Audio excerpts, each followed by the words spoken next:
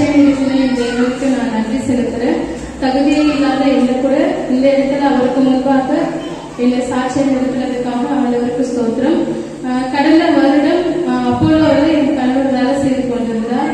அப்போ வெப்பால எங்க கிராமத்துல இருந்து டெய்லியும் சென்னைக்கு போயிட்டு வந்து கொண்டிருந்து 3 மாதங்கள் ரொம்ப கஷ்டப்பட்டு போக முடியலன்னு சொல்லி நின்றுட்டாரு. அதுக்கப்புறம் வேலை கிடைக்கிறதுக்கு ரொம்ப நாட்கள் ஆனது. வேலைக்காக ஜெபம் பண்ணி கொண்டிருந்தோம். அப்போ கிதியோன் ஐயாவுடைய நம்பர் வந்து தாமரான மூலமா எனக்கு கிடைச்சது. அவர்கிட்ட நாங்க ஜெபம் பண்ணோம். ஐயா இந்த மாதிரி எதுக்காக ஜெபம் பண்ணலாம்னு கேட்டாரு. கணவருக்கு வேலை கிடைக்க ஜெபம் பண்ணுங்க ஐயான்னு சொன்ன பொழுது அவர் ஜெபம் பண்ணாரு. எப்பவுமே நம்ம வந்துட்டு அப்ப அவர் வந்துட்டு எவ்வளவு சேலரி எதிர்பார்க்கறீங்கன்னு சொல்லி ஜபத்துல கேட்டாரு. நான் என்னடா இப்படி கேட்கிறாருன்னா போய் என் கணவர் சொன்னாரு, ஐயா 50,000 சேலரி வேணும் ஜபம் பண்ணுன்னு சொன்னாரு. அதே மாதிரி ஐயா 50,000 வேணும் ஜபம் பண்ணாரு. நான் ஜபம் பண்ணி முடிச்ச உடனே அப்போ கணவர் கிட்ட கேட்டேன், நீங்க ப்ரீவியஸ் ஹாஸ்பிட்டல்ல சேலரி ஸ்லிப்ல உங்களுக்கு 42,000 தானே இருக்கு. இப்போ நீங்க அடுத்த ஹாஸ்பிட்டல் இன்டர்வியூ போனா கூட அதை விட ஒரு 1,000 rupees இல்ல 2,000 தானே ஏற்றுவாங்க, நீங்க எப்படி 50,000 எக்ஸ்பெக்ட் பண்றீங்க அப்படின்னு சொல்லி கேட்டு நாங்க டிஸ்கஸ் பண்ணிட்டு இருக்கோம். ஐயா ஜபம் பண்ணி ஒரு வாரத்திலே அவருக்கு சென்னையில உள்ள ஒரு பெரிய ஹாஸ்பிட்டல்ல கடவுள் வேலை கிடைக்கும்படி செய்தாரு. தேவனால் கூடாத காரியம் ஒன்றும் இல்லை. ஆமென். அதே மாதிரி ஏசப்பாவுடைய பெரிதான கிருபையினால அவருக்கு 50,000 52,000 சேலரி கிடைச்சது. ஏசப்பாவுக்கு புதிய கணம் மகிமை உண்டாவதாக. இன்னொரு சாட்சி, கடந்த நவம்பர் 2023 வருடம் நவம்பர் மாதத்துல என்னுடைய குழந்தை கேத்ரின் ரஷ்யாவா தினமும் ஒரு 2 வாரமா தூக்கமே இல்லை. நைட் ஆனா ரொம்ப பரண்டு அழுவா. கரெக்டா 11-14 ஆரம்பிக்குவா. தூக்கத்துல இருந்து எழுந்து அழறதுக்கு 4 மணி ஆயிடும் தூங்கறதுக்கே. நாங்க ரொம்ப ஜபம் பண்ணிக்கொண்டே இருக்கோம். ஆனாலும் எந்த ஒரு இம்ப்ரூவ்மெண்ட்டுமே இல்லை. எது கலரா என்னன்னே தெரியல. அப்போ சடனா ஒரு நாள் வந்து ஐயாவுக்கு ஜபம் பண்ணலாம்னு சொன்னப்போ வேணாம், நைட் 1 மணி ஆயிடுச்சு, ஐயா எப்படி போன் எடுப்பாருன்னு சொன்னாரு. கணவர் இல்லைன்னு சொல்லிட்டு அவருக்கு ஜபம் பண்ணோம். அவருக்கு போன் நான் கரெக்டா 1:30 மணிக்கு அவருக்கு ஜபம் பண்ண ஐயா உடனே போன் எடுத்து குழந்தைக்காக ஜபம் பண்ணாரு. 1 மணி நேரம் ஜபம் பண்ணாரு. அவருக்கு ஏதோ மாந்திரிகம் கட்டு இருக்கு, அது யாரும் மெரிச்சிட்டு இருக்காங்கன்னு சொல்லிட்டு ஐயா 1 மணி நேரம் என் கணவருக்காகவும் குழந்தைக்காகவும் அது கட்டி நீங்கும்படி ஜபம் செய்தாரு. அவர் ஜபம் பண்ண அடுத்த நைட்ல இருந்து குழந்தை நிம்மதியா தூங்கினா இப்ப வரையும் அந்த மாதிரி எழுந்துக்கிறதுல அழகு. கடவுளுக்கே புதிய கனமும் மகிமையும் உண்டாவதாக.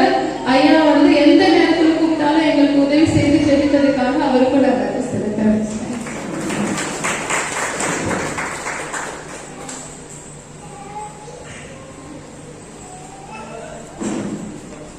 அல்லேலூயா. இப்பொழுது பிரதர் தாமரை அவர்களும் நாங்கள் இணைந்து சில பாடல்களை பாடி நம்ம இந்த மாவட்டத்துக்காக, மாவட்டத்தினுடைய எழுப்புதலுக்காக நம்ம ஜெபிக்க போகிறோம். 2004ஆம் ஆண்டு வானத்தில் இருந்து ஒரு குரல் எனக்கு துணிச்சு.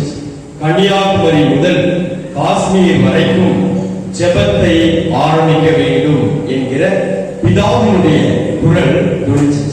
அப்ப நான் சின்ன பையன். அப்ப நான் சொன்னேன், என்னை வீட்டை விட்டு துரத்திட்டாங்க. எனக்கு யாருமே தெரியாது. ரொம்ப கஷ்டமான நிலையில தான் ஊழியம் செஞ்சுட்டு இருந்தேன். அப்பா ஆண்டவரே, கன்னியாகுமரி தெரியாது, காஷ்மீர் எனக்கு தெரியாத ஆண்டவரேன்னு சொன்னேன்.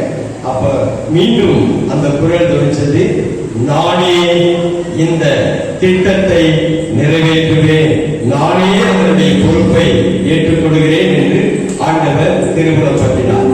கிட்டத்தட்ட 18 ஆண்டுகள் காத்திருந்தேன். அப்ப ஆண்டவரே, நீங்க தான் சொன்னீங்கன்னா நீங்களே என்ன பண்ணணும், இத காரியத்தை செய்யணும். கன்னியாகுமரின்னு சொன்னீங்க, கன்னியாகுமரி யாருமே தெரியாது அப்படின்னு சொல்லி ஜெபம் பண்ணிட்டு ஜெபம் பண்ண நைட்டு ஜெபம் பண்றேன். காலையில ஒரு போன் கால் வருது. கன்னியாகுமரியில இருந்து ஒரு ஊழியர் போன் பண்ணி, ஐயா உங்க பாடலை பார்த்தேன், உங்களுடைய சாட்சிகளை எல்லாம் நான் கேட்டேன், அவ்வளவு அருமையா இருக்கிறது, தயவு செஞ்சு நான் ஒரு டிவி சேனல் நடத்துகிறேன், என்னுடைய டிவி சேனலுக்கு உங்க பாடலை கொடுங்கன்னு சொல்லி கேட்டாங்க. அப்ப இந்த மாதிரி கன்னியாகுமரியில ஒரு பிரேயர் நடத்தணும் அப்படின்னு சொல்லணும். உடனே அவர் என்ன பண்ணாருன்னா, ஐயா இதுக்குதான் நான் உங்களை அழைக்கணும்னு வந்து நீங்களே கேட்கிறீங்கன்னு சொல்லி கன்னியாகுமரியில அவர் யாருமே தெரியாது. ஆனா அவரை கொண்டு கர்த்தர் கன்னியாகுமரி மாவட்டத்தில் அந்த ஜெபத்தை நடத்த வைத்தார். ஆமென். அடுத்து 8வது டிஸ்ட்ரிக்டா ராணிப்பேட்டை. இப்ப ராணிப்பேட்டையில தாமரை பிரதர் கிட்டத்தட்ட நாங்க 5 ஆண்டுகளா போன்ல தான் பேசியிருக்கிறேன். நேர்ல என்ன பண்ணல, பார்த்ததே இல்லை. போன மாதம் தான் அவங்களை நேர்ல சந்திக்கிற அந்த பாக்கியத்தை ஆண்டவர் கொடுத்தார்.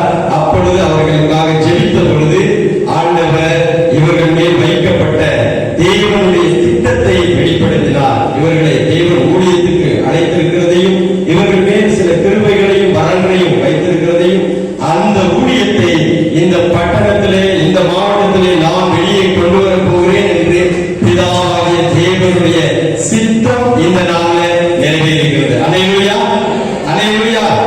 ஒருவேளை நினைக்கலாம், இவன் கொண்டு ஆண்டவர் செய்ய போறாரு. தாவீது வனாந்தரத்தில் இருந்தான். தாவீத தன் குடும்பத்திலே வந்துட்டாங்க. எல்லாரும் தள்ளப்பட்டவனாய், எல்லாரும் ஒதுக்கப்பட்டவனாய் அவன் இருந்தான். ஆனால் அந்த தாவீதை தேவன் தெரிந்து கொண்டார். ஆமென்.